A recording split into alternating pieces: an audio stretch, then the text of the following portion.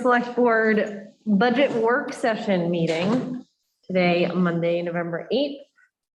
I'm Sabrina Dunlap. We have Ken Trump, Stephen Whitley, Anna Wells, and Jeff Donahoe, who is joining us by phone. So first thing I'll do is make a motion to allow Jeff to join us remotely. I'll second. This means we should do all of our votes roll call. I mean, yes, Anna? Yes. Ken? Yes. Stephen? Yes. All right, Jeff, you're in. Excellent, thank you. All right, so we will start with administrative. First up is approval of the consent agenda. Sure, I'll move to approve the consent agenda of November 8, 2021. All the abatements on there, those are all the ones we've already talked about. Yes, because the text, most of them are the text ones. Yeah, Because that happened after the MS1 was complete, it had to go, we couldn't change the warrant okay, in advance because it would throw off the numbers. okay. I second. All right, I'm a yes. Anna? Yes. Ken? Yes. Stephen? Yes. Jeff? I'm going to abstain because I don't think I have that. Okay, that's fair. All right, approval of the public meeting minutes from October 25th, 2021. I'll move them. I'll second them. Anyone have any edits? All right, I'm a yes. Anna? Yes. Ken? Yes. Stephen? Yes. Jeff? Yes, All right. And next is approval of the non-public meeting minutes from October 25th, 2021, session 1. I'll move and note they are not sealed. I need to refresh my memory on what these ones were. Oh, yeah, okay. I second that. All right, I am a yes. Anna? Yes. Ken? Yes. Stephen? Yes. Jeff? yes, All right, and then approval of the non-public meeting minutes from October 25th, session 2. Yeah, I'll move and note they are sealed. I'll second. And here, I was gonna say thanks. Oh, okay.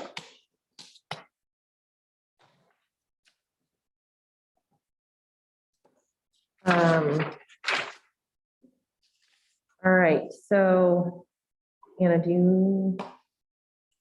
Wait a minute, There's that I. these are sealed, so you should not see these, okay? But there's one there that's. Yeah, this was one, this was the first one. So just hand me that one. Okay, so we did a motion in a second. I mean, yes, Ken, yes. Stephen, Yes. Jeff, yes. and I assume I'll Anna will abstain. Perfect. I was not present. That's right. Okay. All right. Now we have approval of the public meeting minutes from October 26th. That was our joint meeting with the, With the school board, I'll move it, note that my last name is spelled incorrectly, but that's okay. That happens often.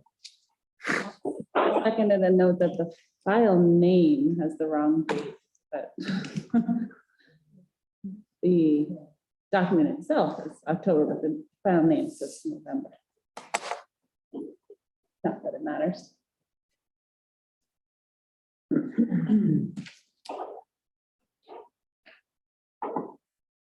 okay. All right. I am a yes with fixing the date in Ken's name. Anna, Yes. Ken, Yes. Stephen, Yes. Jeff. Yes. All right. That brings us to budget presentations. First up is planning and zoning with Karen Robertson. Thank you. Thanks for joining us. Oh, thank you for having me.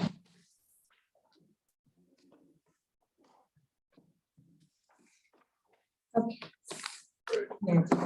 Please do, yeah. I won't take much of your time. We're going to begin, unless you prefer I do it differently. I'm going to go to page 3 of the budget. which is the bottom line total. Okay. My budget's 4191. Page 39 in our packet. Yeah, thank you. 39 to 40. on your agendas, the each budget has the. Thank you. Thank you. So the summary, I should say, is where I'm going to, again, I think that's probably the easiest. And then in the end, if it's okay, if you have questions about line items. So wages and benefits, you'll see there's an increase of $20,677, which is due to the fact that we hired a new building inspector. I think which most of you have met Bob. Bob comes to us, the rate of pay is based on the fact that he does have over 30 years of experience. And at the same time, due to the strange nature of the building boom, I guess you want to call it, or whatever's taking place, we increased his hours in order to cover our inspections from 6 to 8 hours a week. We also added the ability of contractors and residents to reach him by telephone and by email 5 days a week. So it's 40 hours. So he is being paid for all that time, including his time that he takes, and he actually brings, because we don't have an office space for him, he brings plans to his home office and reviews those for us, and then brings it back to us. So we're paying him 16 hours a week. Then the other line item is other operating expenses. That's an increase of $3,076. And that is due to the fact that I added the $2,250 for file scanning that had been removed from this current budget year.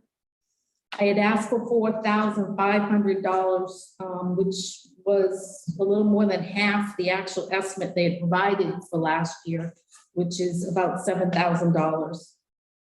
I hope to reevaluate the files that I have for the estimate of $7,000 that need to be scanned, maybe reduce the number of files and try to do some work myself. And I'd like to begin the project this year. I added $718 to cover additional cost of travel expense for the inspector. I added another $750 for postage. This year, the Zoning Board of Adjustment, I think, had twice as many applications as they've had in the last year. Last year, I think they maybe didn't meet for 6 months. They had so few. This month, November was my first month this year that we have not met. We did not have applications. And in addition to that, as you all know, postage has gone up. So then I reduced the budget dues and membership by $567, as that was no longer needed. And I reduced the budget by $75 for conferences and training. So the overall budget for 2022, as you can see, is $153,361 as compared to 2021, which was $126,852. If you have any questions. You'd be disappointed if I didn't. I'm sorry. You'd be disappointed if I didn't. I think I might be prepared. Then again, I may not be. No, I know But my revenue. we talked about the code enforcement officer when we had, had our viewing with you. And your anticipation is that for 2022 is that person's going to have to put in as many hours as this year. Yes, so what it is because it's a part-time job, and every community that's looking for one has a difficult time finding one. So they're all, I'm giving you more information you need, but they're very difficult to find. Because you're not asking them to work 20 hours a week. You're not asking them to work 3-4 days a week. Initially, we were asking to work as needed. And their travel time to get here to work in 15 minutes, an hour, it just wasn't worth it. So in my answer is yes, I anticipate keeping the inspector at 8 hours a week what did I say? No, 16 hours a week. That person has not only taken on by phone and by email, but that person also reviews plans, which we did not do in the past. So every building permit that comes in, it is, the requirement is different than what it used to be as far as information that's required to obtain that permit, the drawings and whatnot. And that inspector reviews those drawings for compliance with codes, and I anticipate they'll do the same for next year. So when I look at the revenues that your department generates, would be planning board fees, zoning board fees, and building permit fees, Yes. basically. If I look at building permit fees through 9 months of the year, you're at a bit over $36,000. But for this coming year, you're only estimating 41,000 of revenues? I do not know that. Okay, I'm so that happy I to should say- hold off to ask Neil next week. I can tell Okay. you that my revenue to date is $50,605.50. And that was the end of October. The estimated revenue was 49,100. Okay, so you're taking the 4 accounts together Yes. and you're It's already, actually one department, so I just include them all together. If you want to separate it out, you will see that at the end of October, the revenues for the building permits was $40,445.50. That was the end of October, and last year it was the end of the year, 46,000 just for building permits. But overall, it was 55,400. so I guess more of a note to Neil for next week. I'd be looking to increase projected revenues for there. Okay, thank you for that. I do have, and I don't know, Neil, maybe I'm speaking odd line, but offsetting revenues, is that a projection? Yeah, those are what we put in the budget. 49,000 is what he projected. Oh, you have that, all right. It's always, ever since they started the building, they meaning the select board, or you started the building inspector's position, the fees have always covered that position. And I think we also talked when we saw you last about whether the fees should be increased or not. Yes, so I've been, and I talked to Neil about this recently because you just finished up sewer, I think. So I have I just need to proof it, but a little, I guess you call it a fee policy procedure for you to look at, which includes, and I did a little research, even Peterborough and some other communities, an additional $50 for re-inspections. For example, on last Thursday, 3 out of, I think, 8 inspections, or 3 or 4, they weren't even ready. So we drove all the way out there, they weren't even ready. So typically, I guess, at least in Bow, I know, but I did see that Peterborough they do $60 re-inspection fee. They don't go back out there for re-inspection until you come in and pay them. So I guess that again is something for next week. Yes, or after that, probably not next week, but the fees, along with the transfer station fees, which they worked on too. There were other fees, like the demolition fees, we charge 50. A lot of towns that I looked at, out of the 4, well, I should say out of the 4 towns, they're around 60. Also, if you start a permit, do a job without a permit, there's a 200% fee of what the regular fee would be, 200% charge. Okay, well, thank you for all that information and follow-up.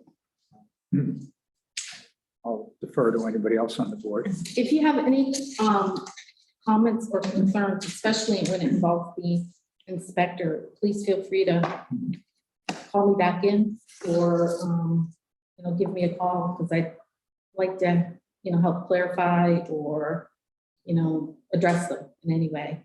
I don't mean from a negative perspective, but questions about the increase. Yeah, and don't interpret any of my questions as anything negative about Oh, no, your no. department. But I know, but I'm just saying, it's such a different, the pay scale was much different also from the previous. But it is an increase, 20,000 versus. Yeah. So, okay, I just have one Yes. question. So on the professional services, yeah, you talked about the scanning and maybe I missed it, but the $4,200 for master plan build out, is that all regional planning commission? no. So every year, we've always budgeted around $4,200 in case the planning board decided to reach out and do some sort of project. Okay, This year, we did not do a project. We have not done anything. So that money would be returned.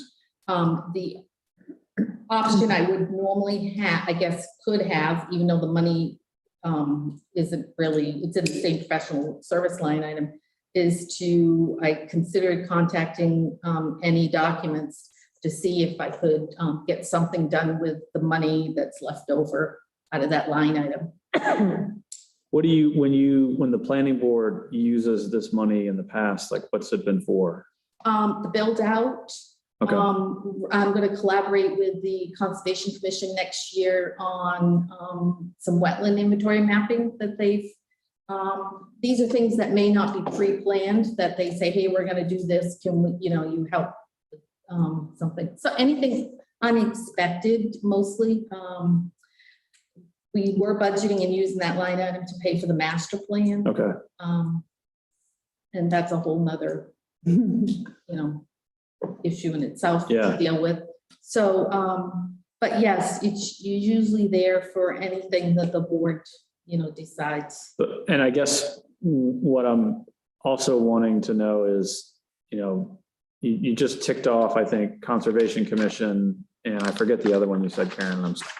But are there expenditures that you're anticipating coming up next year that you're going to use that money for? Well, I think, and I don't think it's going to be expensive, and it's going to be very easy and quick would be the build out, because when we just did a analysis, I did one with Mike Cardiff, there's been hardly any development since the last build out.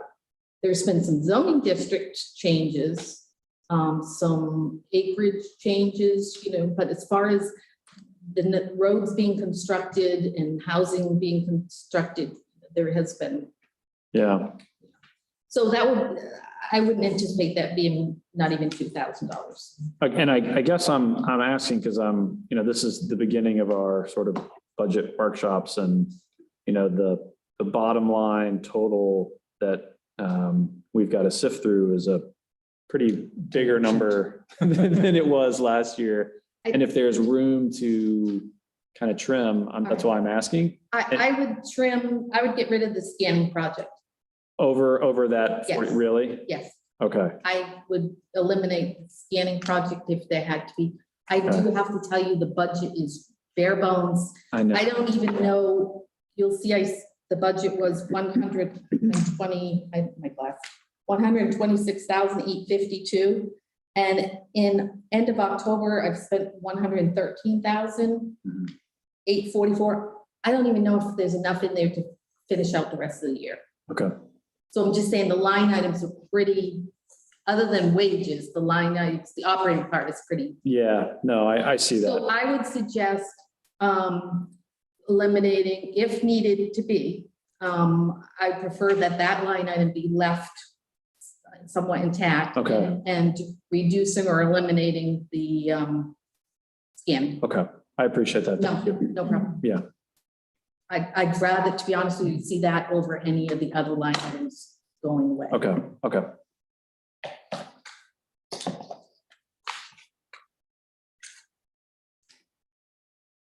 It's one of those budgets where everything is visible. It's not like, Mhm. it's not like, you know, the hot lunch program. I'm not saying that that's not visible. I don't know what turkey's gonna be next month, but everything's just. But, you know, as you all know, from one year to the next, I mean, there may, postage may be not, you know, reduced by, you know, it all depends. Advertising, we charge $75 for each applicant for advertising. Now, it may be $140 for the notice to go into the paper, but we charge the applicants $75. So if there's 2 applicants, they've covered it, you know, if there's 1. But, you know, we may end up with advertising one year that there's hardly anything. It's the expense part of it is, so it's so unknown, as you know. Yeah. So, okay? Thank you. Thanks, Karen. Have a good evening. You too. You too. Right, next up is finance. Deb?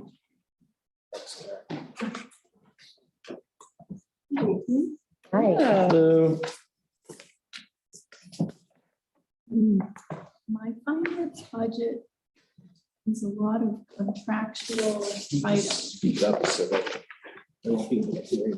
Jeff's on Yeah, the, Jeff on the phone Can you and. hear me, Jeff? Can you hear me, Jeff? okay. Yes, I have it on mute because I got yelled at earlier to make.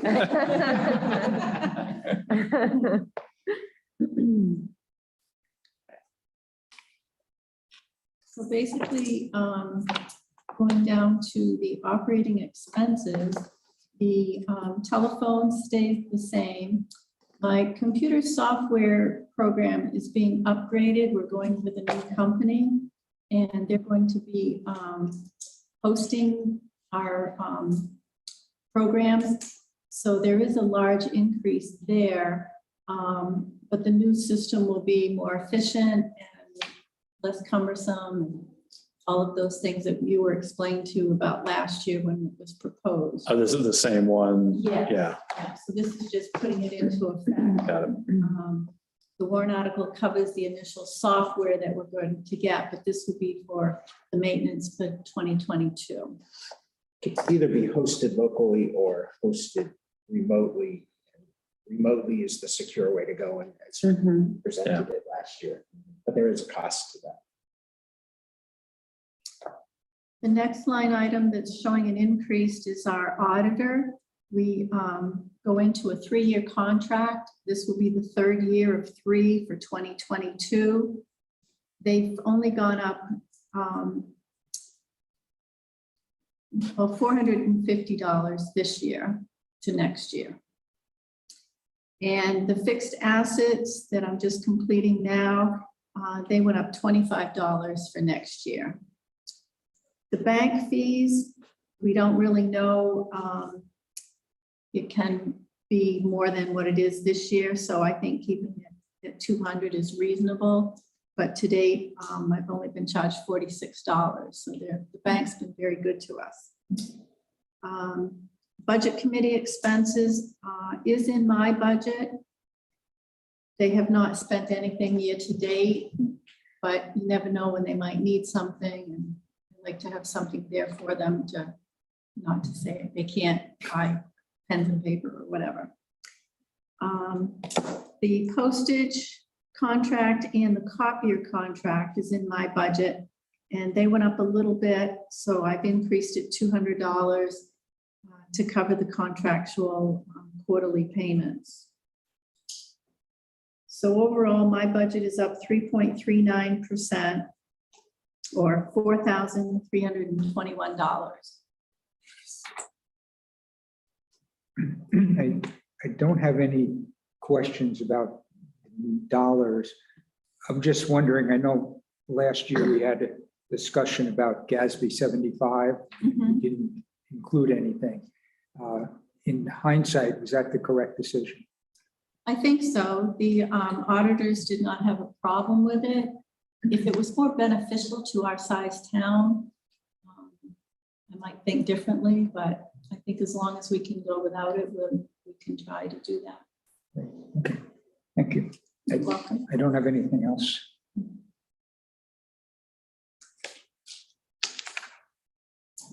Anyone else? All right. A tough one. Thank you. Thank you, Karen. Thank you. All right, next, human services.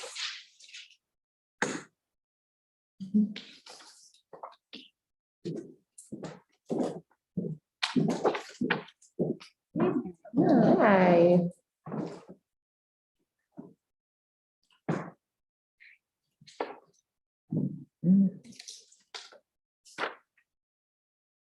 So I'm proposing an overall budget next year of $55,000, which is up from $50,000 this year. And the primary reason for that is the increased expenditures in housing in particular. That's the Mhm.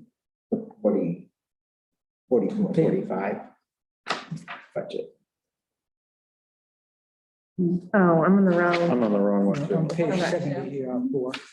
74, 74. Oh, got it. Okay. All right. On the right page. So as I was saying, the primary reason for that is the increase in expenditures for housing in particular this year. So year to date, we've already spent $41,705 in housing, or as of 10/31. And actually the figure that has, the figure for housing actually is $48,920, but that's because over $7,000 has come out of the human service donation account to help cover rent requests.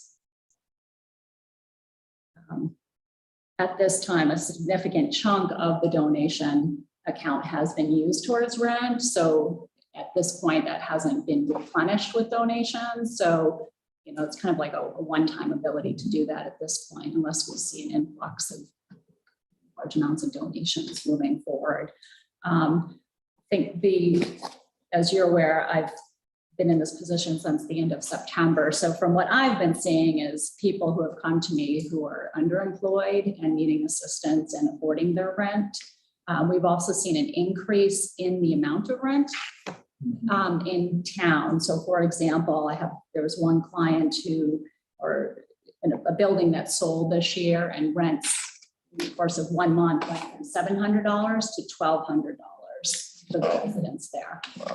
And so that's putting people in a predicament where they're looking for assistance and help or needing to find another place to live as well. So that's been a big reason for that from what I've seen.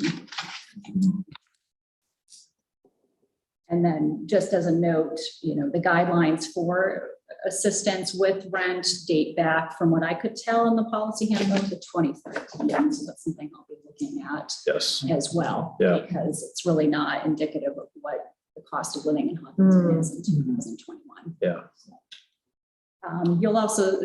There's also a slight increase in requests for electrical assistance this year as well.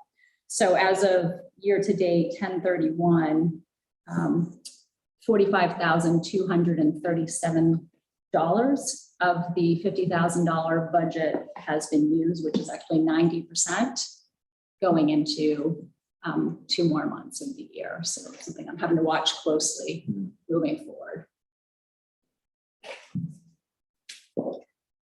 The state has gotten so much money from the federal government this year. Are we seeing any of that for welfare purposes? To my knowledge, no. I have been able to assist someone in town with accessing the COVID relief housing funding that's available. So that money hasn't come directly to us in any way. It's a matter of helping the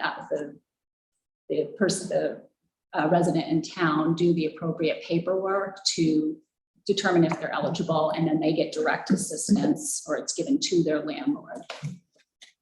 Do you send individuals that way first before going to the town funds?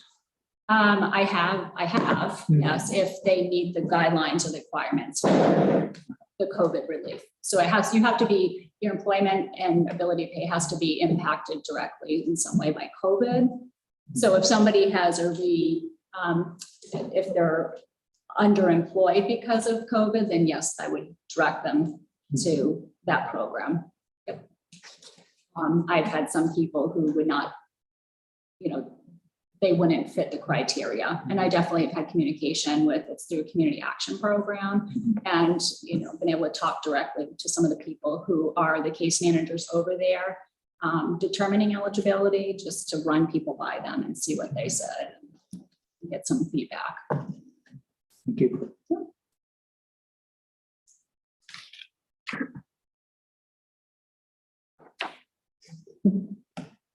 You're hoping for more? Anything on the admin side that Went down. Yeah, down, so.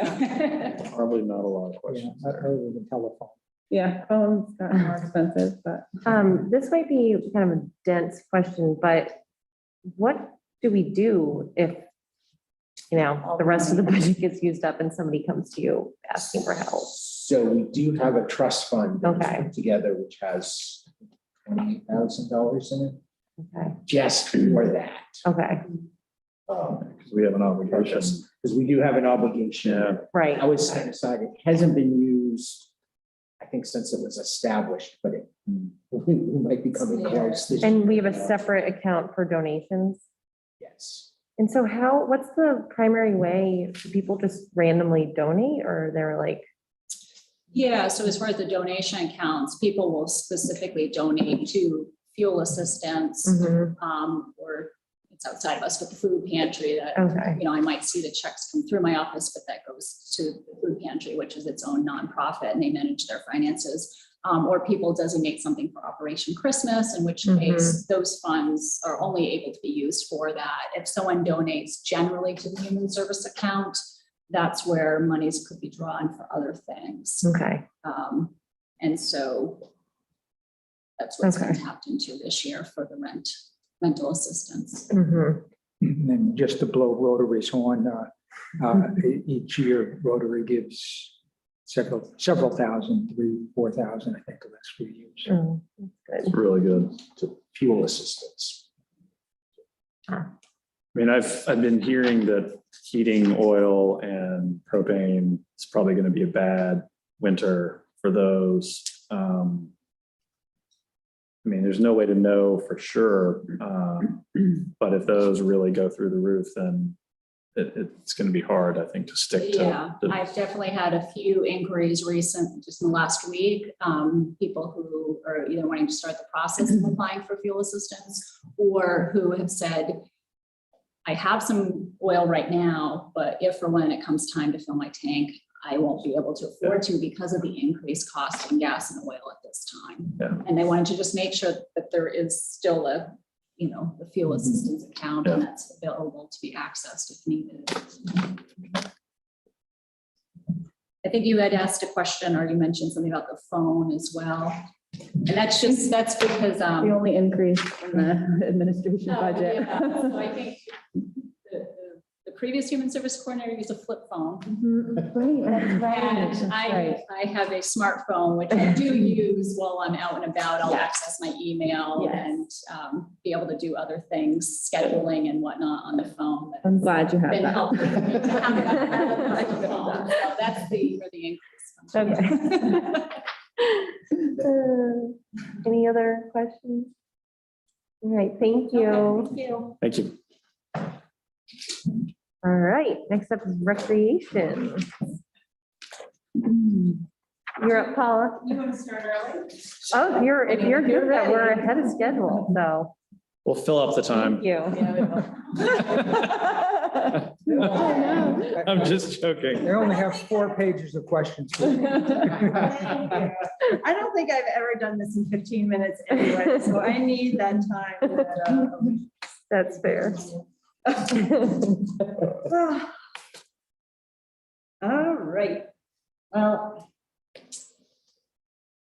let's see. So I guess we'll start off right at the top there. Really, nothing too much has changed overall, except the Kimball Pond staff wages. So you ready to engage in this discussion? Mhm. Yeah. So I think every year I say to you, it's hard to get lifeguards. I've asked for smaller increases over the past couple of years to pay them a little bit, maybe 25 cents more or something like that. But I know you all are aware it's, a problem getting lifeguards. And this year by far was, I think, the most challenging I've seen. I think going forward, it's going to be even harder to entice people to become lifeguards when you can go find jobs for $15 an hour now and not have to go through 3 days of intense training. Yeah. Plus, the rec department has been paying for, as an incentive, has been paying for the training in the past. But it's a time commitment and, you become a lifeguard. And so I feel like in order to offer competitive wages with at least, what Concord is offering, that we need to look to go up to $12 an hour as a starting wage for lifeguards, 14 for lifeguards who hold the WSI certificate, and a pond director at $16.50.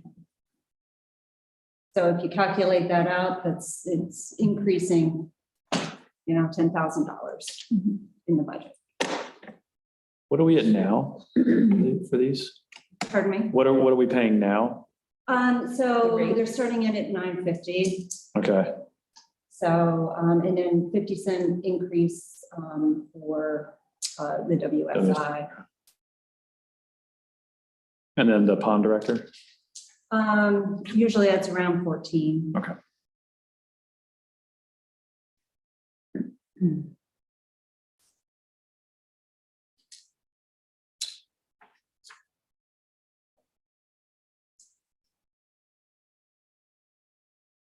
And these are the rates that Concord's paying or close to it? Close, I would say close to it. So maybe we would have a chance, but still, given the fact that it seems like lifeguards are a dying breed out there, I don't know that this is even going to bring them in. This is, I think, kind of maybe my final shot at, at least being on an even playing field.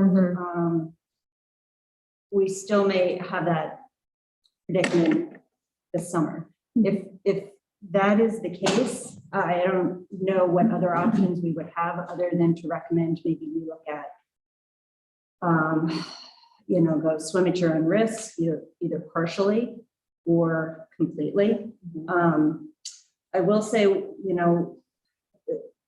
the lifeguard staffing is difficult. So if we were short on lifeguards, it would not be easy to say, okay, we'll do Monday and Tuesday, as swim at your own risk, and the rest of the days we would, staff it. It's just, I find that the lifeguards have other demands with their schedules. Some people only want to work part-time, some people full-time. So, and we really need a minimum of 3. 4 is optimal. 3, we kind of might have restrictions if it's a busy day, and especially bringing camp there, that really is, puts a lot of demand on the lifeguards that day because the pond is so busy and get the general public there. So other towns, like other municipal pools and ponds, everyone's having trouble finding lifeguards in general. And there have been a couple this year that didn't staff, they did swim at your own risk. Some didn't open, so.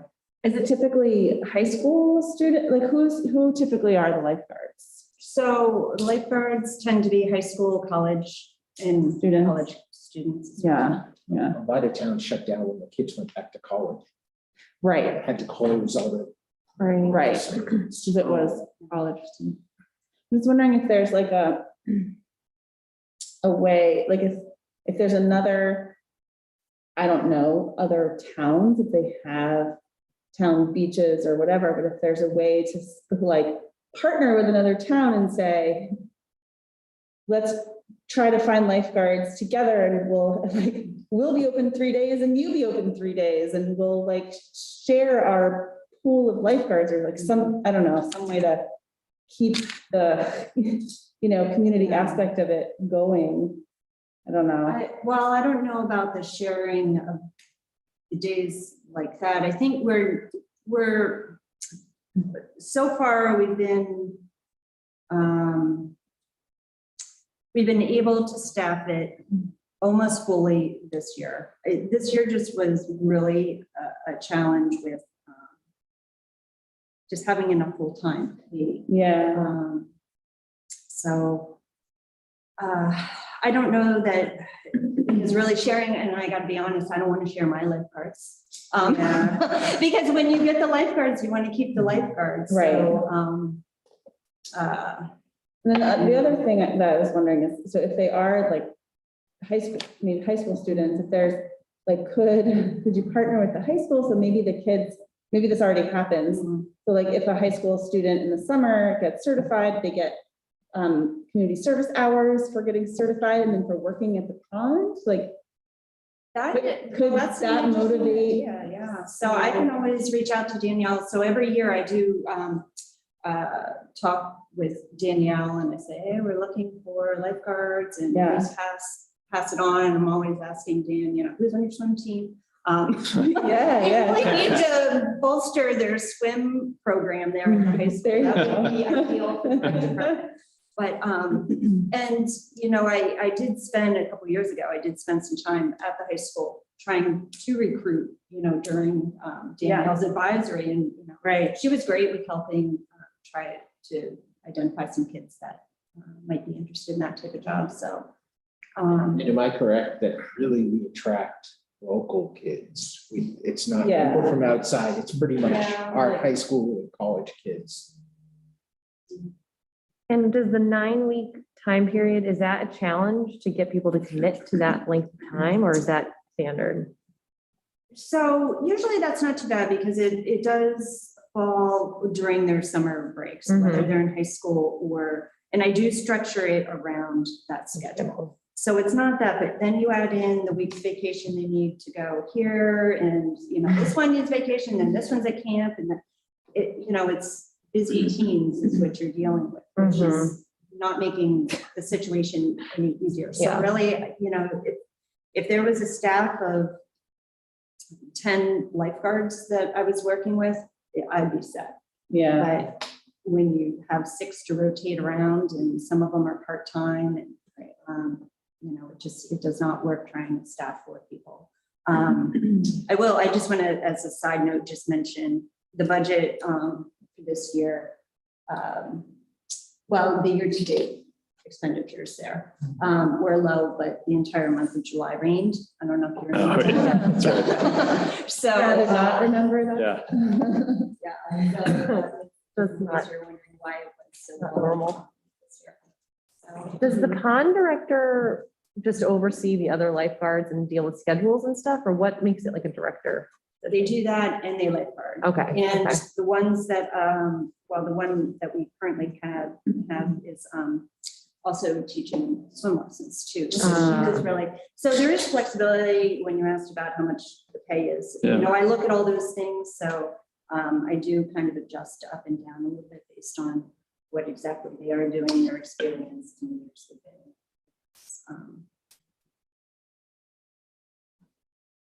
Any idea what the surrounding towns other than Concord are charging?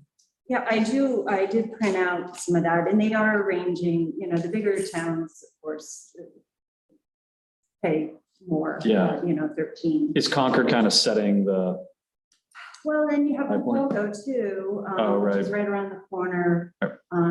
So, And- if there's state parks and stuff too, right, that Yes, have lifeguards and.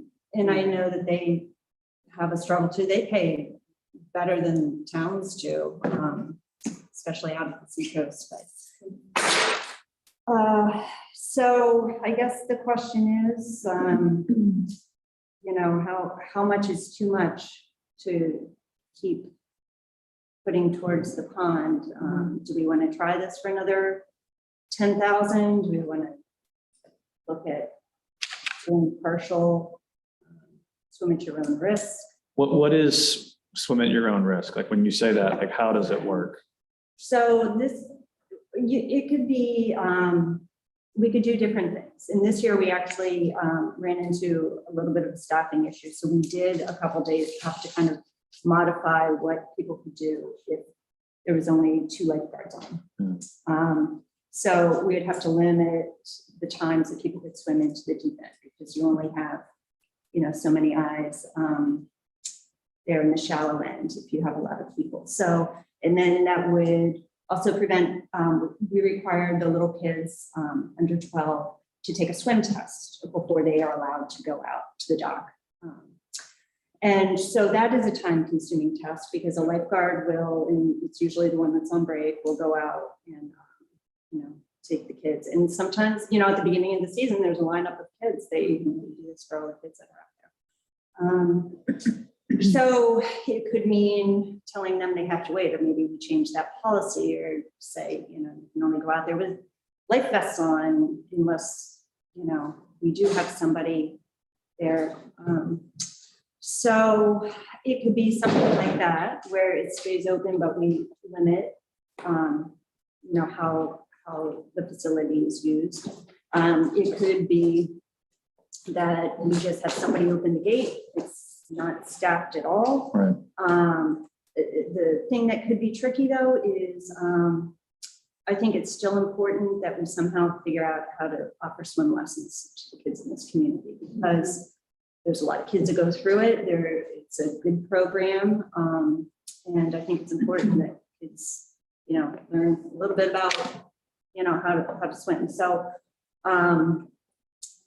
we would One still. disadvantage we have with swim at your own risk is the fact it's so secluded.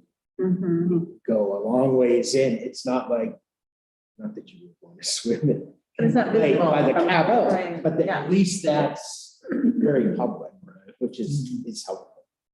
Mhm. I mean, and the other option is it's closed, right? Like, it's not even swim at your own risk, it's just don't swim, but then people are out there, you know, I'm sure people go anyway. Yeah. But Well, right. then it's, you know, So yeah, it could be close. People could just walk back. Yeah. You know, and then. If it was only swim lessons, how many hours a week do you think that would be?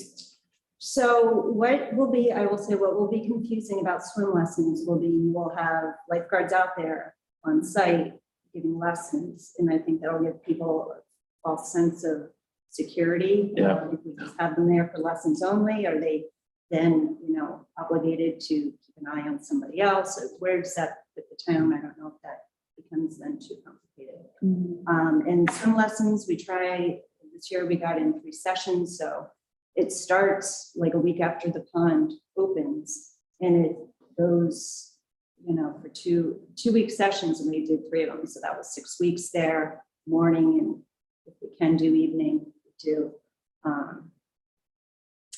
So there could be a lot of time there if we have swim instructors be out there on site. If we were to have it open for 8 weeks instead of 9, do you think that would cause a problem in terms of getting lifeguards? Be more of a problem? Yeah, no, I think the problem that I'm encountering is just if you don't have the number of lifeguards to be able to fill in and accommodate, like I said, like the vacation time in July that week, you know, or the camps. And that's where you get into trouble. And I had quite a few kids this year that were very active. They were actually swimmers and they were, at swim meets and doing other things. And so you really need the bodies, the number of bodies to help fill in those weeks. If we did feel we had to cut, would you rather see us go to 8 weeks or go to 4 days a week? I don't think 8 weeks is going to fix the situation. We could try the 4 days and see how that goes. I would rather lean towards let's try and pay competitively. See if that works. And if that does not work, I will be back here next year making a different recommendation. I think overall the towns really need to, if the economy is changing, I think we need to keep up. And that's part of the problem here. We're not keeping up. Same thing as with camp. We need, but that is also going to mean an increase in camp rates too. So, if you did not want to look at funding this, do you want to look at some other ways to make money? Do we want to charge? Do we want to, pay for a ticket, a pass, a pond pass? I don't know. I was just going to ask about that. What do you think about that? Some sort of a user fee or a pass or something? I think it will be hard to monitor. Yeah. So right now we have, we need the lifeguards to watch people in the water. We're not really having lifeguards to check IDs or whatever. Yeah. Although if we did some sort of pond pass, that was like a Car parking sticker or sticker, something, yeah. at least people who are, playing by the rules would pay something that might go to a. I don't think $10,000 worth of. No, but I'm just, no, But, but I'm thinking very anything to expensive. offset the cost of this increase. Well, I think, the amount I'm asking to pay is not unreasonable. When you look at just what people are getting paid now to work. So, Do you recall the last time you increased the wages? yeah, I ask for a little more every year, I think, but just a couple thousand to be able to just pay a little bit more. Yeah. I've never asked for a $2 an hour job.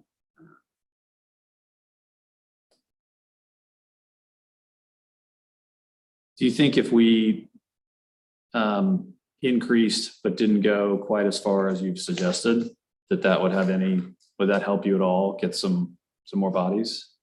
I would say no. You think it has to be That's my feeling. I think, like an all or nothing type of thing almost? I think so. Yeah. I think so. I even think, this is, lifeguards are trained people and it's like a pretty serious job to be out there saving people in the water. So I don't know. I think they should be worth more than that. I agree, but it's a lot of money there. Yeah. So I guess my recommendation to you is to please consider this for this year. And I am open to reconsidering it next year if it doesn't seem to work, but I'd like to give this a shot this year.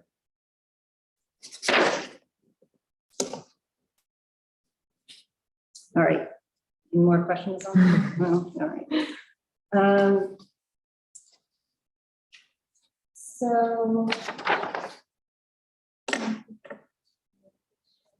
So the only other thing would be the porta potties that went up just a little bit. They increased the porta potties. So nothing much of that.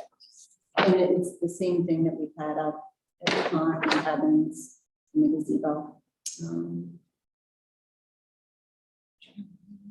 Looks like the dues and membership went up a little bit. Yes, because everybody wants to charge more for things. I mean, it's minimal, $350. Yeah. So, so yes, the ASCAP is the music license. The NHRPA is the New Hampshire Parks and Rec Association, and Sam's Club is where I shop for senior lunch.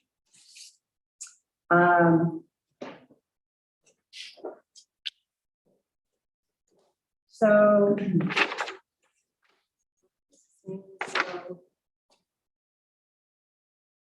that's about it.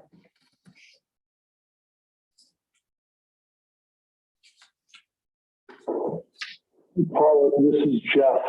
When we visited with you, there was a discussion about milfoil. Yes. I assume that since there's no discussion of it, it's not in this budget. And the question is, what is that number, just so that we know? Or do you know? Well, I can give you an update on where we're at.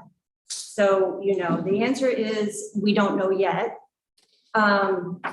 So we took the samples and sent them off to DES. They identified the samples, and they are going to send someone out to look at both the lake and the pond, and to give us a management plan.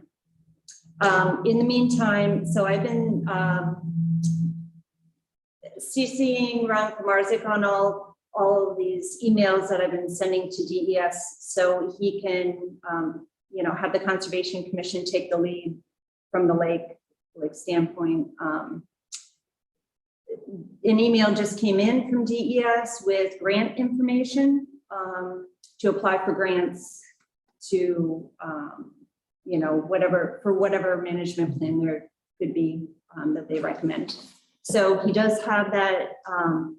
I think, if I recall, the grant for this round is going to close probably soon. And I don't think, we just don't have a management plan, so we can't go forward. So the answer would be, I don't think you're going to see anything this year with any number. I think you'd be looking at it next budget season. The pond is a little tricky, so I have to wait for them. I was hoping that I would have something from them, but I guess they're very busy. So I do not, and I'm not sure if it could be as simple as getting a permit to cut a swim lane, which is something they typically do at swimming areas, or if we have to treat it. So I honestly have no idea with what they will say we can do, what the permitting costs would be.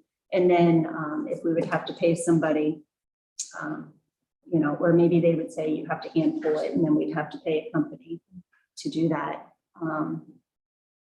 So we may be, because this is the way the process goes, we may be just having to wait on the swimming hole as it is this year with milfoil in place. Thanks, Paul.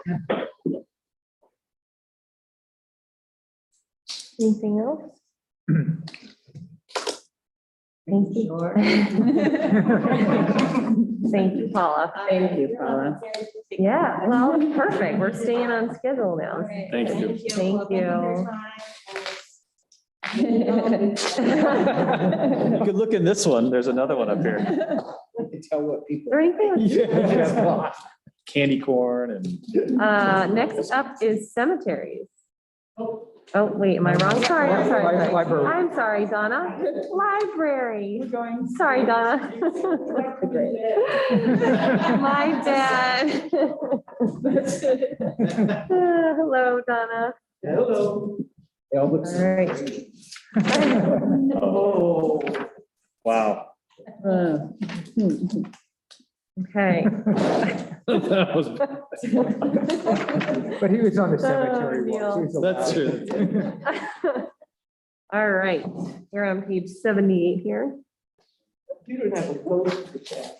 Oh, Well, there's one strike against you. Goes to the task. Hello, We all have. ladies. Ladies and gentlemen, first, I would like to just mention how much I appreciated the select board coming to visit the library. However long ago it was now.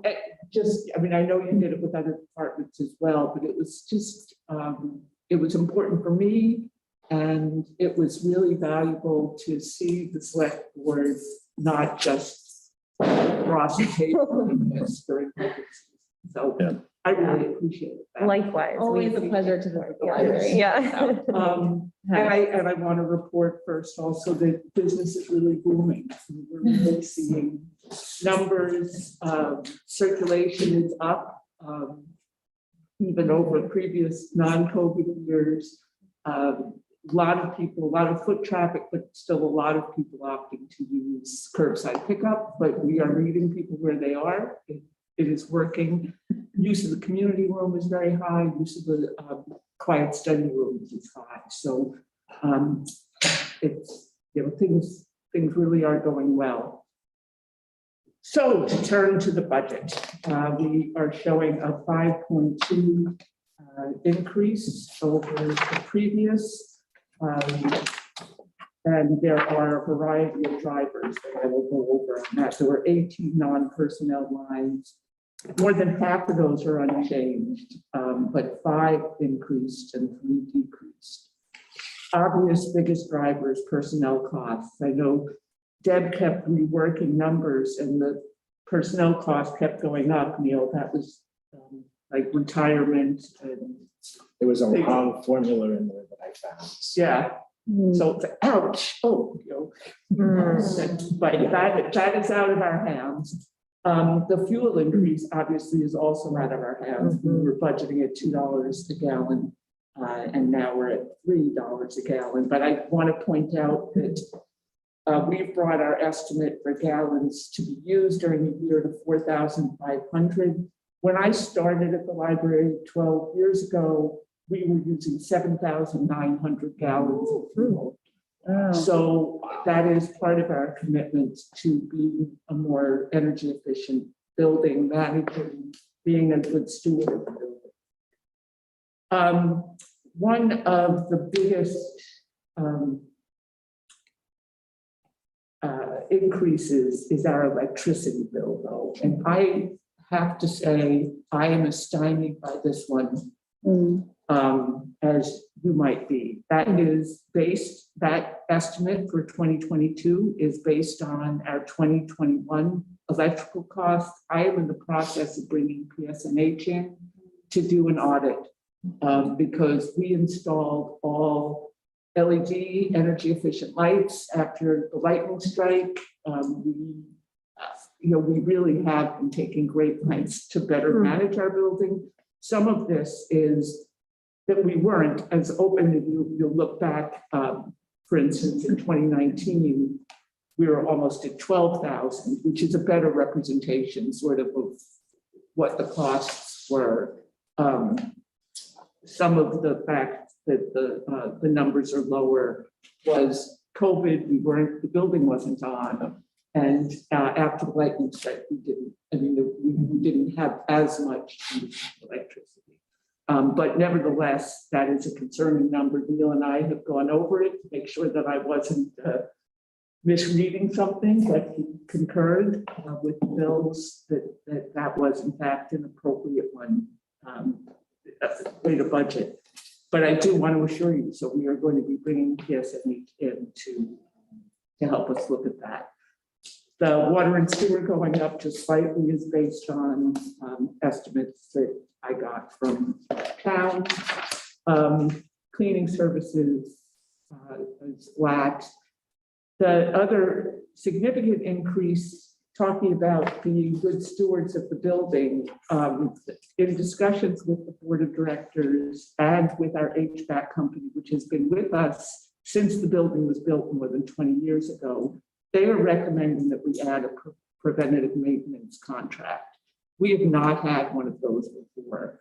And that really is the primary driver for getting that number up as high as it was. But again, if you look back to the actuals in 2019, the repair and maintenance line was in that realm. We're running a 100,000 square foot building. And we do need to invest in maintaining our systems. I think having a preventative maintenance contract makes sense. The trustees have spent time talking about this. Jason McComb, who's on our board, who is our building guy, really thought that this was a direction we should take. And two very small reductions, and the postage line going up is largely because the PO box rental has gone up. And also brought down the custodial and maintenance supplies line. And other than that, we are flat. I'm happy to answer any questions. Can you describe a little bit about what you would get from having a preventative maintenance contract? We, for example, had MERV 13 filters installed. So that part of that will be coming in to replace those, clean those as needed. So that would be part of that process. So it's cleaning the system, it's maintaining the MERV 13 filters, which is a more expensive process, but we feel strongly that's part of what makes the building a healthy building. And general maintenance. And if you don't have this contract, are you paying for all those items out of pocket? We will be, but this is more proactive, and they think it will be more economical. Okay. Do you know the order of savings that's possible? I could try to find that out. Okay, that'd be good. Yeah, thank you.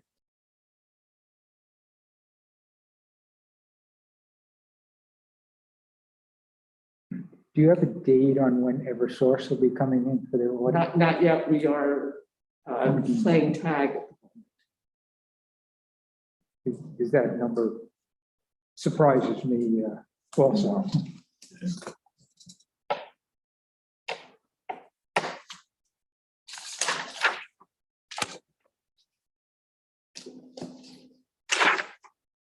I guess on that note also, over time, I'm wondering if solar has been considered, because over time, you'll certainly make up, if it's from last year budgeted this year, it's over $6,000. I mean, you can, in not too many years, make up the difference if you take advantage of some of the solar options that are available.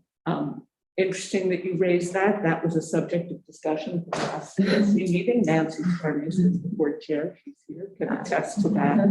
Neil and I talked about the fact that when a firm came in to analyze which of the town buildings should get solar, which were the best, the library was not one of them, which does not mean we shouldn't. But I remember at the time being kind of disappointed. It's like we're perfectly situated to benefit from that. So this is something that that the trustees actually said they would like to look at options. Great. I support that. That buildings were looked at 5, 6, whenever we did the fire station solar, so things have changed. Yeah. We're looking at. I think it's a great idea. And then But it's also a cost benefit. yeah, although I wonder if, and maybe this is how it was done before, but if you look at it part and parcel with the Solicitor Center as well, because that might make sense. that might make, it could make a difference in terms of the scale. Barn roof. And that's right. I mean, right. Get all day solar almost. Right. So, good, great. We will keep you posted. Please do. Go ahead, Ken. I was gonna say, following up on that, there was some talk about a pavilion. Yes, And would that be another opportunity for solar? it could be. I mean, I don't think we were thinking that that was going to have, we have electrification on the outside of the building, which we use, for instance, with the tent. So that wasn't necessarily something that was going to need energy. But using the pavilion roof for the solar installation. Is that what you? Yes, Sure. and that would be Well, between we can the put that on the session and the table. library potentially. Yeah. You know, orienting that perfectly. So, I mean, because you could, if you're building from scratch, you could have every opportunity to orient it however you want. So. Yes, it's not what I was thinking, but that's brilliant. That would go on the table also. I was wondering, I mean, I see that individual warrant articles, there's a couple of appropriations to library-related capital reserve funds. And I didn't know if any of those could potentially be used for the preventative maintenance contract.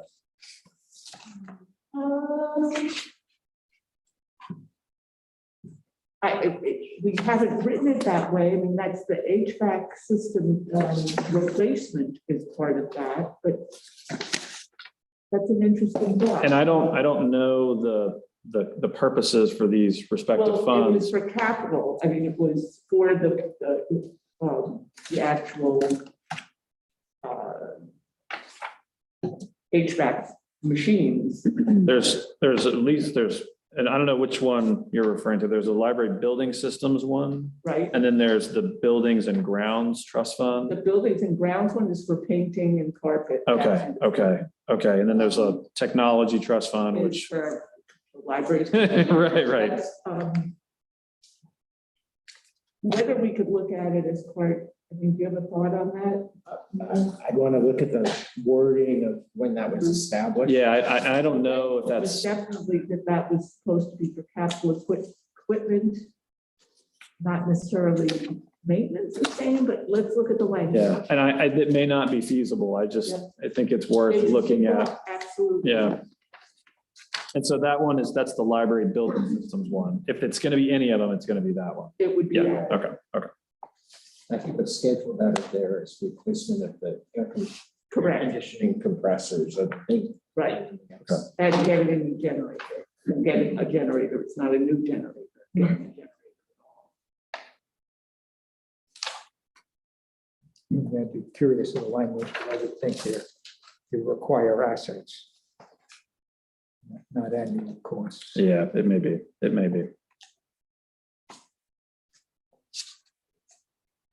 Anything else for Donna?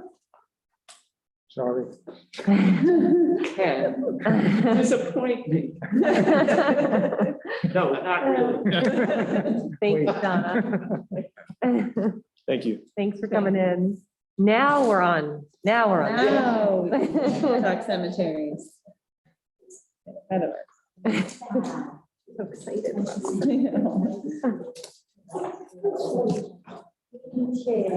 Oh, there's chocolate in our bowl. Oh, I was gonna say, if there's chocolate, I want it. Missed it today.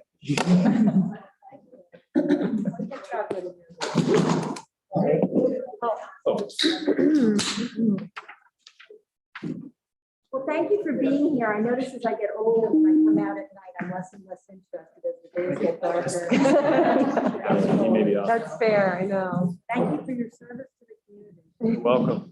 Brittany, Jeff may be off. We should Oh. share this on. Jeff, are you there? Should I text him? Yeah, maybe ask him to call in. Okay.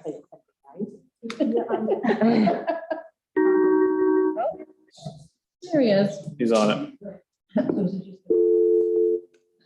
No.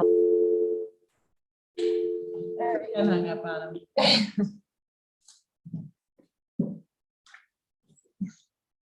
Try again.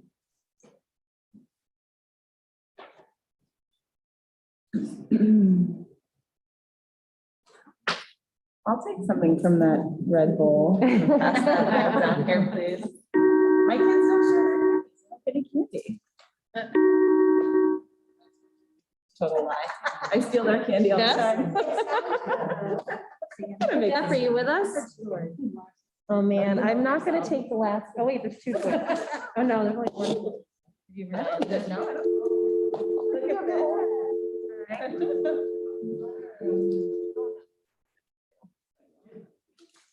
Huh. I'll say, is he like in North Dakota or something? Do we know? It is, yeah. Who's the missing person? Jeff Jeff. Ducko. Yeah. Thank you. Okay, well, hopefully we'll get him again. Welcome. Hi. I guess I'll start by saying we are still very pleased this past year with our sexton, the work of our sexton, Joe Tristano, and our lovely gardener, Sienna Larson. And you could probably see that Sienna has been keeping the Memorial Gardens looking lovely. And so that's wonderful. Hi, Jeff. Hey, thanks. All right. All right, you're back. And we're really happy to see Neil in the cemetery walk. Mhm. Good job. That was fantastic, by the way. I don't know if we talked about it right after it happened, and just everyone has wonderful things to say about it. It was really a fantastic experience to be there. So Thank you. whatever your role was, all of you, thank you. I mean, it's phenomenally impressive. So, thanks. It's a lot of fun to do. It's like, I think it's such a cool way to learn history. Absolutely. Even my kids were into it. I mean, and that's another like, no, no, it's fine. Well, my 13-year-old, my 8-year-old was playing off somewhere else, but. Taking up grades.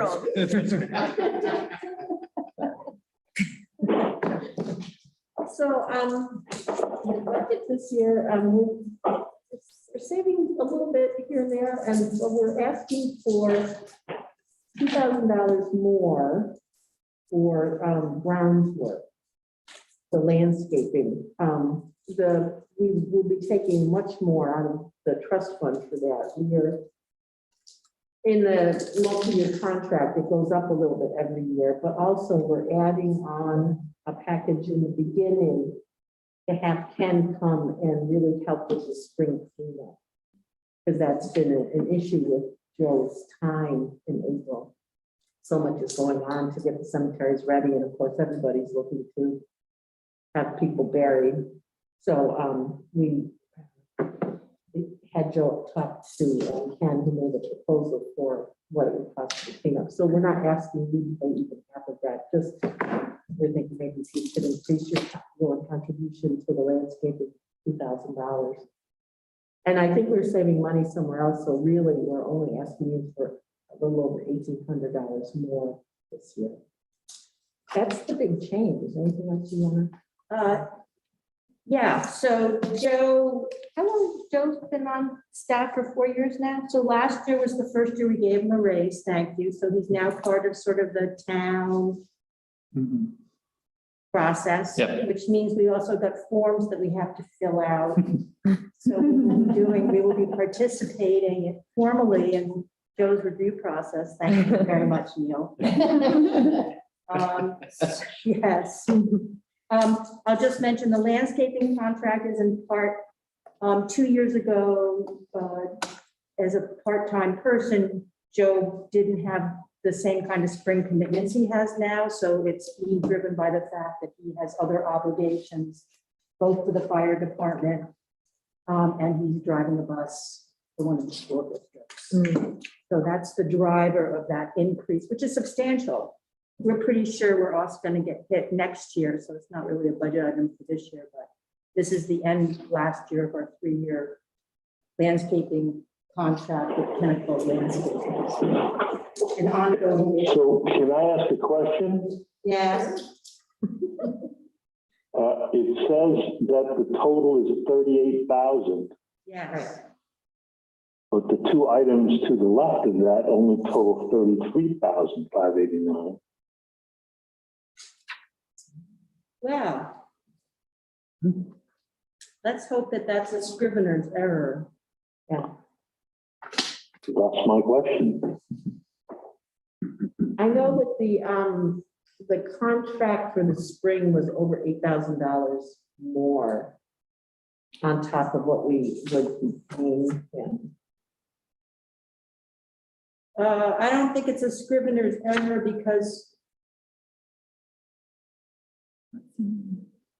Oh, we'll have to double check that number. Good catch. Where are you guys The looking? $8,000 increase would match the 5,000 plus the 20, It does, better than the, Oh, I and then 38. because 38 is a $13,000 increase.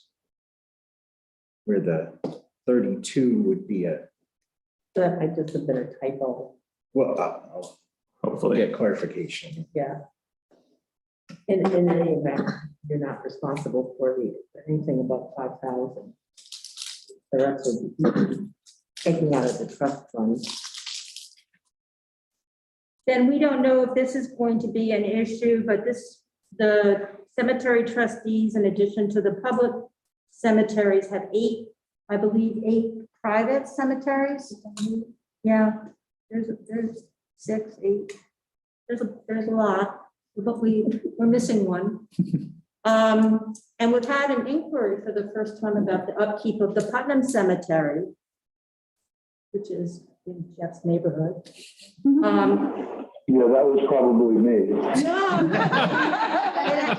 it wasn't actually in Jeff, but, so we are not, so we are doing a little bit of an assessment of the private cemeteries. Now, they don't get used by the public, but there's still some sort of obligation, obviously, around the headstones and things like that. So we're not really quite sure. So that's just an open-ended thing, as I mentioned. We're planning on replacing the shed at the Kentucky Cemetery. But we'll probably be back to you because there's another fund. sinking fund that was set up a few years ago that we've been looking at. And then I'll just mention the tree trail. Sam's. Yeah, so Sienna Larson, as a volunteer project with the New Hampshire Master Gardener Program out of UNH Extension, we've identified 20 trees in the old Hopkinton Cemetery, and we'll be doing signage and we'll be working with the Trails Committee, yes. So Cool. I think, yeah, we're really continuing that effort to make sure that the cemeteries are open to the public and are usable, as well as fulfilling our obligation to make sure that they're available. Teachable. Teachable. The online component, so the signs will be pretty classic English, Latin probably, but the online component, we're hoping to have Abenaki. Oh, love that. Oh, that's a great idea. Awesome. So that's everything on with us that are not necessarily budget items for the budget. So the big ask is, as you see, is for the additional contribution to professional services. It seems, I know there's a lot of downward pressure on the budget, but Can I, Go ahead. sorry. The groundskeeping maintenance mileage, it looks like in 19 and 20, 19, you know, we're at a little less than 1,800, went up a little bit in 20. Year to date this year, you're already at 3,000 and you're asking for 3,300. Why was it so low in 19 and 20? Is there? I'm not sure exactly. It probably depends on which cemeteries he's working at. And I know when this year he spent a lot of time at Clement Hill because it's one of the private cemeteries that doesn't get looked at, and also Putnam. He's done a lot of work over at the Blackwater and some field. So it probably just depends on where he's driving to and from. Okay. I didn't know if maybe some of those materials may have also gone up in cost, perhaps. It probably, I know he was having trouble getting some of the paint that he needed to paint the fences. Okay, thank I you. mean, yeah, one of the things that Joe's done for us, which is nice, is, you know, he's got like it sounds like a small thing, but he has the water spigots, on sort of a maintenance plan, repairing and replacing. So one of the things he does bring with him is his tools and his skill set around those. And the town's been very supportive this year. So we appreciate the support that we get from the roads and maintenance. Thank you. Because his truck broke down, so he needed help getting stuff to the dump. Yeah. On the revenue side, you looked at, the rates for selling plots or anything? You're pretty much in line or even a little bit more than surrounding areas. I think what's going on right now is that most people are being cremated. Mhm. So Interesting. that's just, we don't charge nearly so much. You can put 4 sets of cremains in one plot. Mhm. So back in the day, people would buy lots for their whole family. Right. Now you can buy a plot and put 4 people in it, or 5 if you put a casket first. It's just a change in how people are purchasing, which in the long run isn't so bad. It means we don't have to look at buying any more land. Have plenty of space if that continues, but it does affect our. Sales are not dressing. Right, sales. People aren't dying to go in. Wow. Much of our business is the fact that there's a lot, family plots, or people have bought their plots in the past, but it's true, we're not much of a revenue generator, which is a mixed blessing. Yes. Right. Yeah, for sure. Thought I got us off to quite.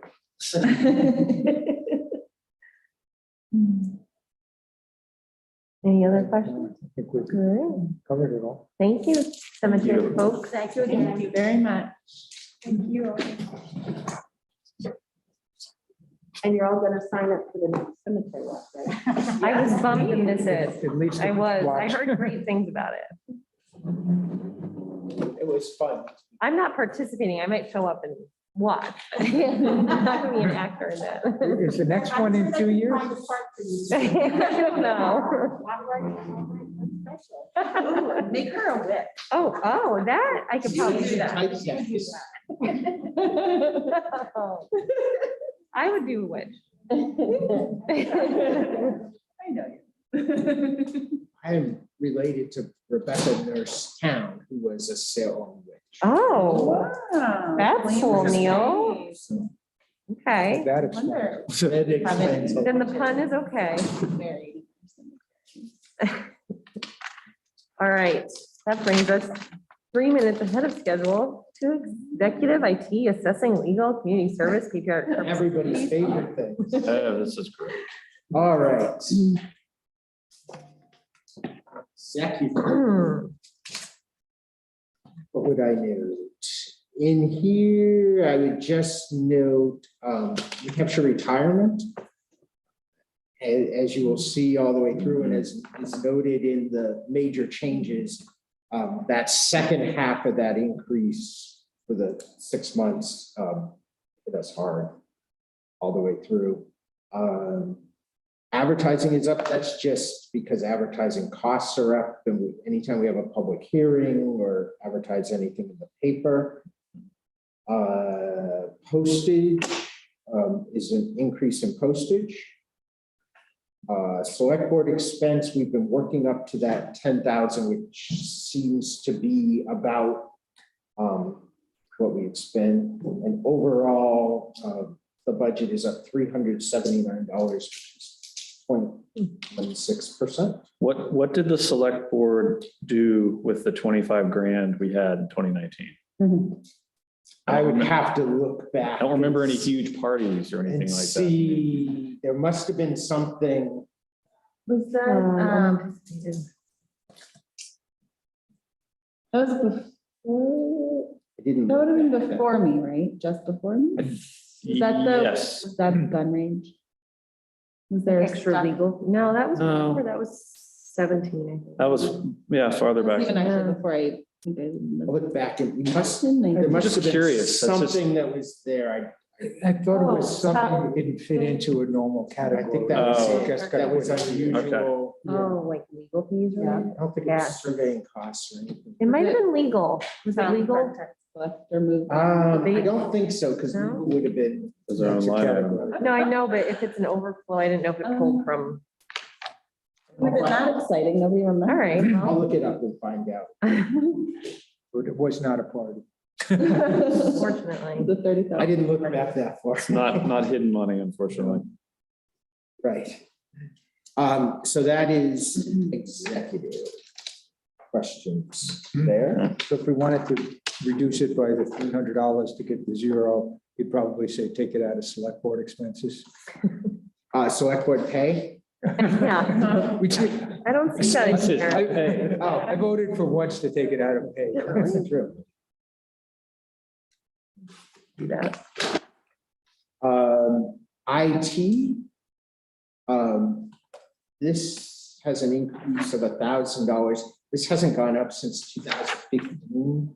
In 2015, we had a contract for all our IT services that was going to increase dramatically for 2014 to increase for 2015. And we switched companies and we've been able to keep it level.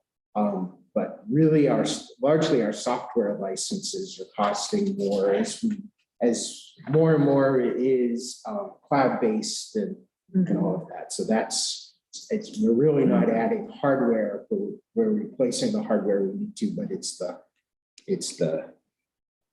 emails and all the things that we pay for, antivirus and backups and all of that. So the warrant article that was passed last year, has that money been spent? Is that system in place yet? We are in process. We've been meeting with the software company. They have taken our data and converted it. And we have it is the program that we can use to mirror. They're going to redo our data after we play with it for a while. Next week, I think it's next week or the week after, they'll be in and we're going to mirror an accounts payable to make sure that it comes out the same in both systems. And then payroll is going to be mirrored just after that a couple of different times because there's a lot of different moving parts in payroll. We're close to that. That will be cloud-based. It looks like we will come in under the budgeted amount that was approved for that. So, and it will be cloud-based. So, which is good if anything should ever happen to this building, for example. We can log in and get credentials and getting, or during the time when the building was closed, you could use this software anywhere, which is helpful as well as the security is better. So what's in the 2022 budget proposal is under the assumption that the new system is up and working? Yes, which it will be. The APU can go live pretty much anytime. Payroll will go live January 1. Payroll has to, we need a full year in each system for that to run W2s and all of those things. And if you don't end up spending everything that was in the warrant article, does the balance just go into fund surplus? Fund balance, yes. Fund balance, okay. Yeah.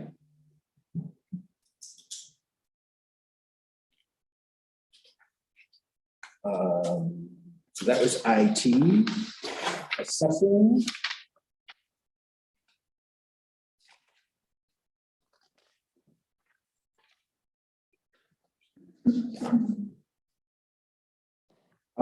Really, the only change in assessing is the record storage. As we store more and more records, that cost does go up.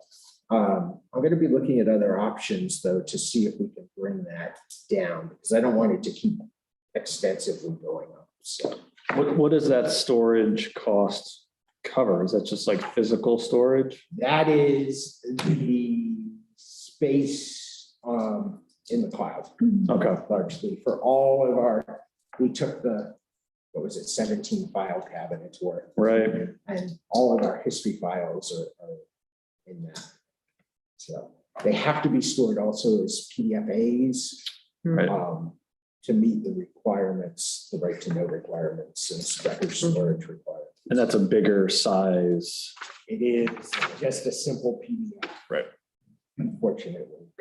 But you indicated that you're looking at ways to reduce the 14,000. Yeah, if there's other options, we'll look at those.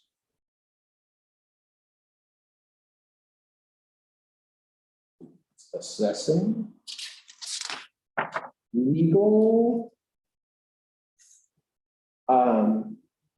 So for lots of years, we budgeted the $25,000 for legal expenses. Some years we spent it, some years we didn't.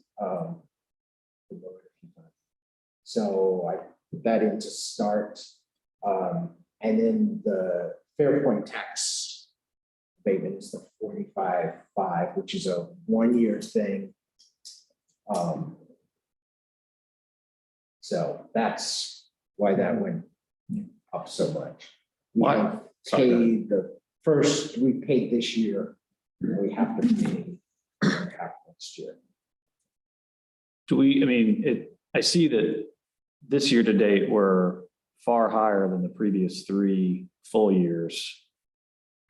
And we're asking for 25 this year. Well, the rule is if we don't ask for 25, then we'll definitely spend over 20 grand. And if I mean, yeah, that one's tough. I remember when it was 25, those like 17, 18, I feel like we didn't come close, but. Right. This is probably, we're gonna probably be pretty close to that 25 this year, but that has not been the case. I think, Has it just been a litigious year for us? I mean. yeah, and just, Trying to remember, there've been a few. There's been the Fairpoint, although those have been relatively inexpensive. Oh, we've had, Done some land yeah, things that have had costs. yeah. And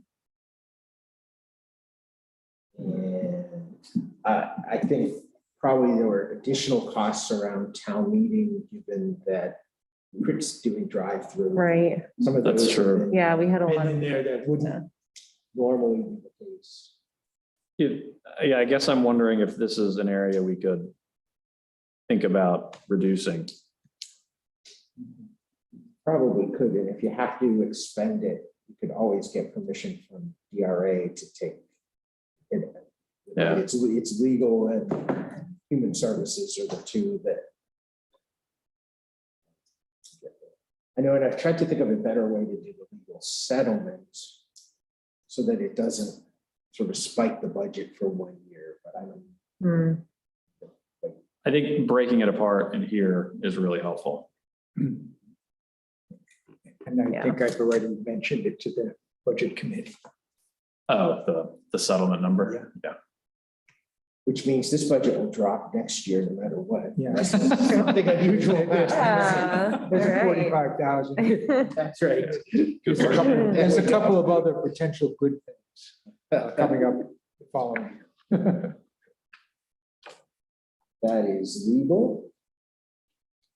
The next one is community services, which is community action at 5,900. They've been at 5,900 for lots of years. We really do get that money's worth. Oh, that's great.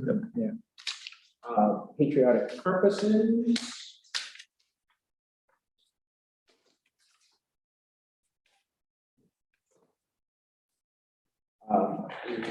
It's the same as last year. This pays really the summer band concerts and the band for Memorial Day. There was no Memorial Day parade this past year. And in 2020, there was nothing. So, it's extended. I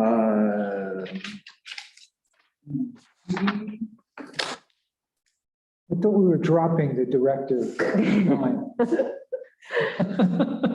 Maybe news to some people. You don't have to put that in the minutes. This is the same amount there as last year. Really, the addition is the benefits, and there's in community relations, there's $1,000 to have some money to be expended by that economic development director. Do we belong to the Kearsarge Regional Chamber at this point, or just the Kentucky Chamber? Just the Kentucky, but we put in the Kearsarge Chamber $99 this year. I mean, I remember we had a speaker at Rotary from the Kearsarge Chamber. That was the day it was added. Okay.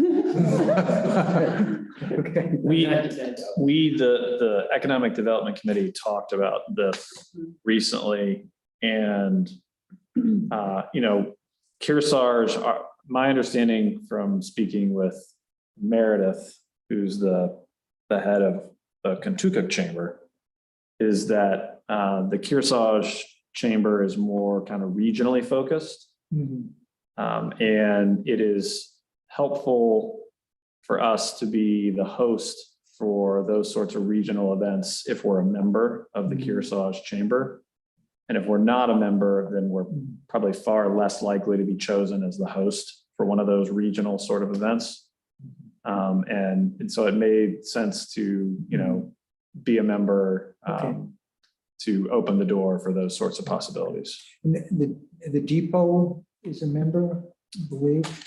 There's many businesses in town that are members of both, or even members of Kearsarge and not the Tukey Chamber. I'm thinking back on some of the discussion with Rotary. Could Tukuk in effect become a subset within the Kearsarge Regional Chamber and maintain the same ability to host things and all? I don't know. I honestly don't know. I don't know if that's possible. I don't know if they would want to do that. I don't know. Okay. Yeah. Just let those thoughts simmer. They're out there now. All right, debt. This is the principal. Are we doing debt tonight? This is. Not much we can do about it. Yeah. Hoping to avoid this one for a while. Yeah, so this is a big piece. It is set, and it does save 300,000. Largely the new bond for the road plus the refinance is the same interest that will be paid over that time as the old two bonds would have been. So we're kind of getting, by refinancing, we got interest free. But this year hurts. But this year, Yeah. We knew it was coming. Oh, yeah. And is what are the next payments on this bond? Are they, they all start to drop. okay, So we won't- precipitously? Slowly, there's a few years of slow drops and then there's a big drop because we did not extend. I think there was 5 years left on the road bond. So then it drops a lot then, Yeah. and then it drops one more time a lot when the fire station would have been paid. So we're going to be around $500,000 in debt service payments for the next couple of years. Yeah, I think No.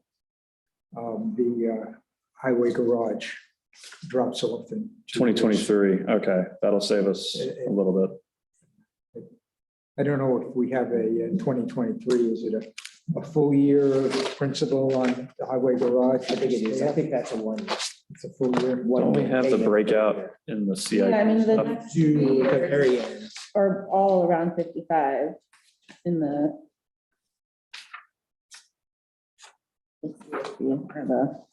Are you looking in the CIP thing, Anna? Yeah. Yeah.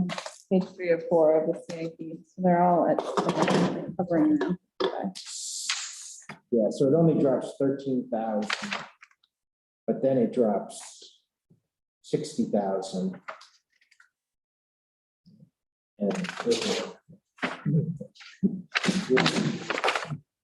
And then 100, 200. If we can get to 2027. So, That feels far away. You can look at it as well. Fairpoint drops off next year, and then the following year, the highway bond drops off. And at some point, when does solar kick in?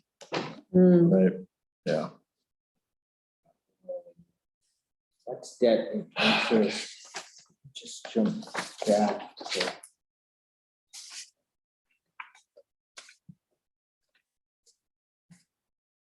Personnel is the other big, there are things there. Health insurance, I've asked Deb to schedule appointments with three of the three companies that provide health insurance so that we can look at options, because this increase is 8.5% is huge. What do you have for, you think is a timetable for when she would have more information? Hoping before you finish your budget to have at least some, but certainly before we go to budget committee. So I've asked her to set those up. Check what she's doing on that. Not really any other changes there. The health insurance is the big one. Some of them. Property liability insurance, that did go up by about $10,000. It's fairly significant. The good thing is this year we had a premium holiday, so we only paid just under 60,000. So hopefully it would be nice if we have that next year. We had a premium holiday for that, and we had another one for health insurance. Yes, so the health insurance will kick in December. So we'll be under budget on that. Sure. And then government buildings. Because I'm jumping around to make it. These are not on the You're agenda. succeeding in confusing me.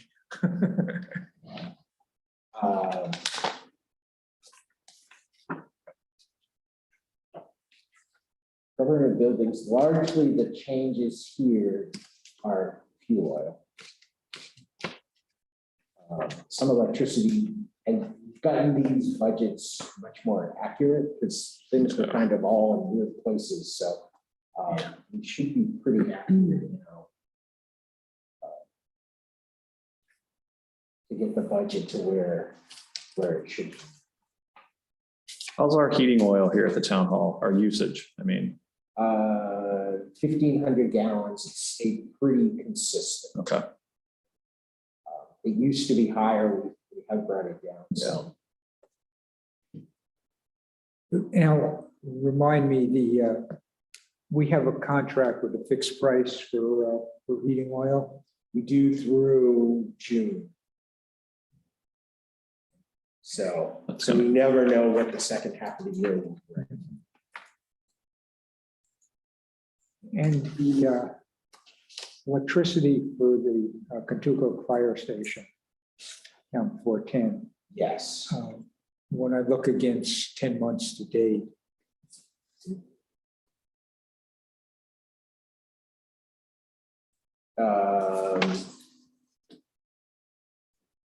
What are you looking at, Ken? account 410 electricity at the Kentucky. I can tell you that 3 months worth of the solar bill was paid today. It's not reflected in there, but it's part of the first 10 months. Okay. And the okay. So that makes it's going to bring it up probably higher than budget for 2021. Yes. Yeah, I think it will. I think the 11.25 a month is set. Okay. Yeah, oil was the biggest driver here. And student fees went up.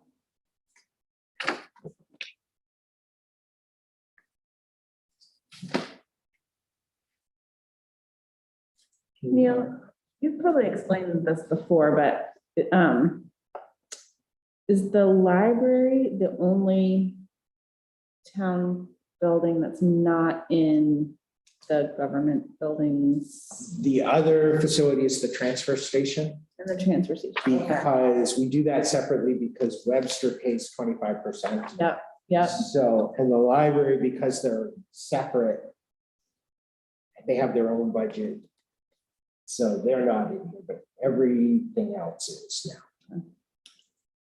They all used to be within each individual department. Right. Right.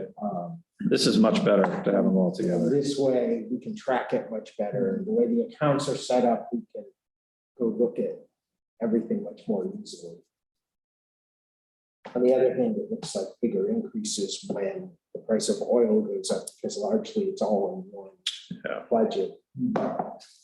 Right. I think it's much more accurate, or much more easier to track that way, because then at least you know that versus all the department budgets going up. And do those department heads like work on setting the budget for their They, energy use and, they do look at them. Yeah. And they do sign off on the bills. yeah, But largely, no, because we have that, the monthly information. okay. But they do review their monthly Mhm. bills. It's part of what they're sent each month, which they will no longer need to be sent once we're on the new system. An email can go.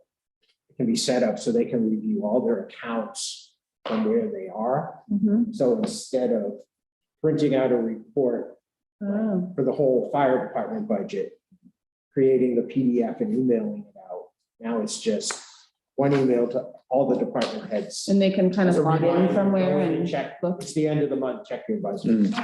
So, Nice. as well as but under in the budget module, this is all in Excel, they'll be able to go in and enter all their budgets in. So, Nice. and you will have a running total of what's been expended. Because now manually, like the October 31st numbers are put in, but you'll have the running. We're also going to switch how the revenue is entered right now. It isn't entered till the end of the month, all in one big chunk, but it will be done on a consistent, it'll be done daily. And there's a report that the clerk can run that automatically goes into the new system. So it should save substantial time.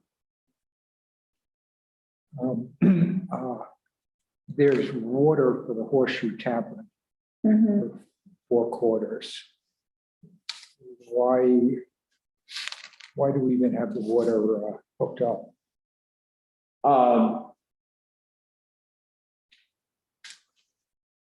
I mean, what if we were to rent it? I mean, Yeah. Turn it back on? but we don't even want to budget for it, $1. right? I mean, Water.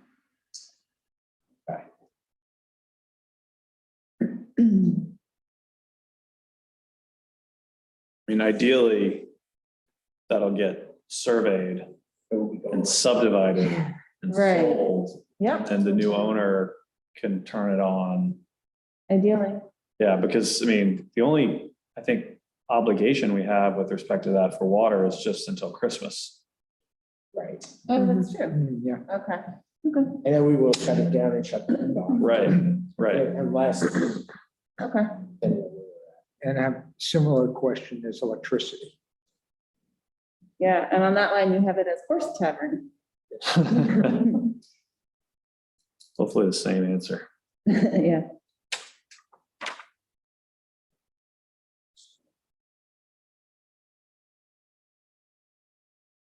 It's 410-11.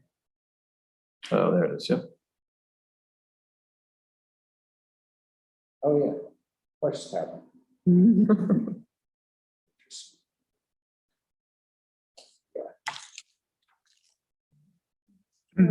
And the other question I had, not on, well,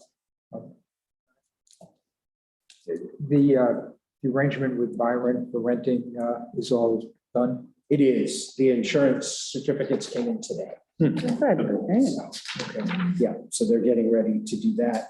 They submitted permits for temporary signage. Nice. Awesome. You know, what are recreation properties? The bathhouses, the Houston Field. Okay, so for there's electricity and water. There's, Right. yeah, water. Depending on what it is, like electricity would include the skating rink lights, Oh, the cabins. okay. It includes the pump wells, the pumps for the irrigation wells. Oh, okay, okay.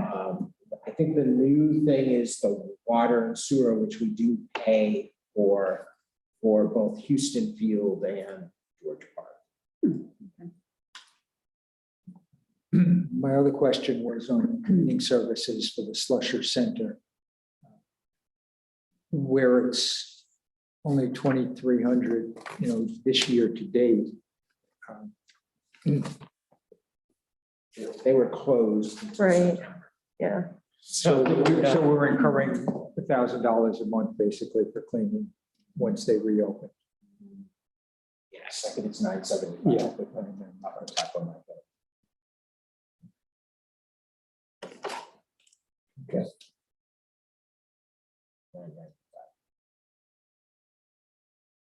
And the highway garage, they're cleaning themselves. We were having someone go in. But we stopped that and they were happy with it. It's,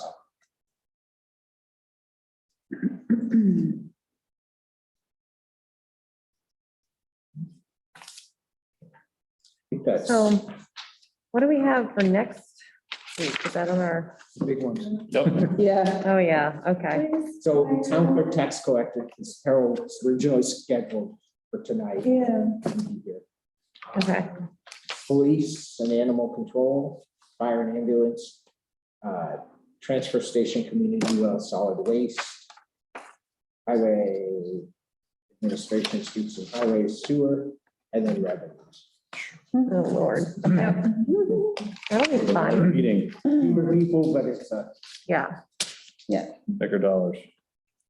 Do we have anything for other business? I'll just note that there is a Veterans Day observance at the park down here across from the village store. I didn't think about that one. And I just want to welcome Kara. Yes. Yay, Kara. On board. She got to work with Robin last week and learned some things, and Nice. she's also been helping in the clerk's office a little. Oh, yeah. Thank you. Yeah. So it's great having her. Thank you very much. Welcome. Yeah. And Robin knew what she was doing, getting done just before. Oh, my God, yeah. Oh, yeah. I came just for the fun time. Well, I told her it would only be 4 hours tonight, so we got 2 hours to go. So, a couple of questions. Courier Road property, any status in selling that? Wasn't that the? The little The triangle. little triangle that was going to be sold to the school. Okay, yes, they. Neil bought it. They were, yeah, there's a house up there. Tiny house. They were in the process, they had hired somebody to do some title research and they were doing that. So, And St. Methodist. I will get them because they need to. I've not heard Yeah. back from them since It's getting close. it's been Yeah.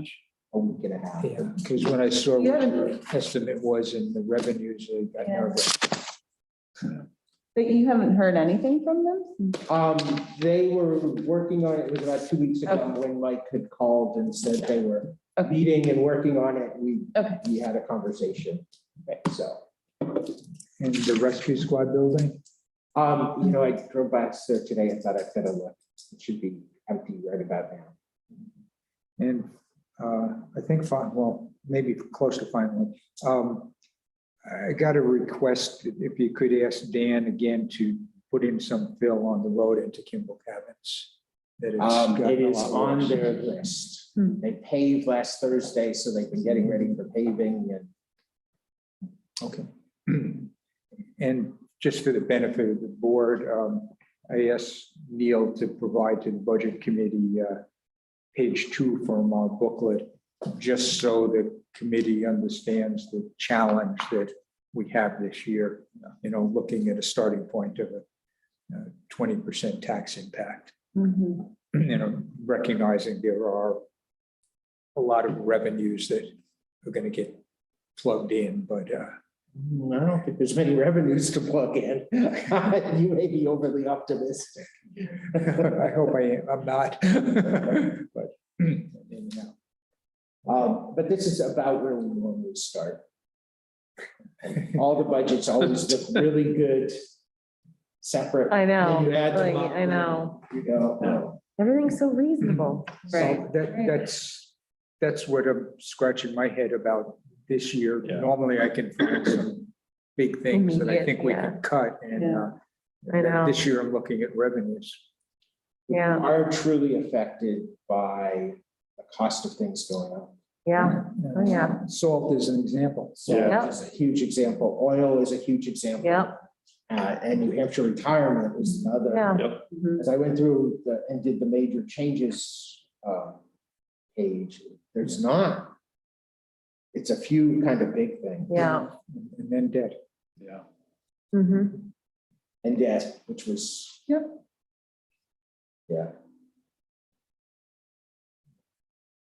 All right, well, thank you, Neil. Yeah. Thank you, Karen. And do you happen to have another one of these or big stapler that I can, because mine came apart. Oh. I don't have a stapler at home that can get through this. No. And are you all set? Oh, yes, I will move that we adjourn. I'll second.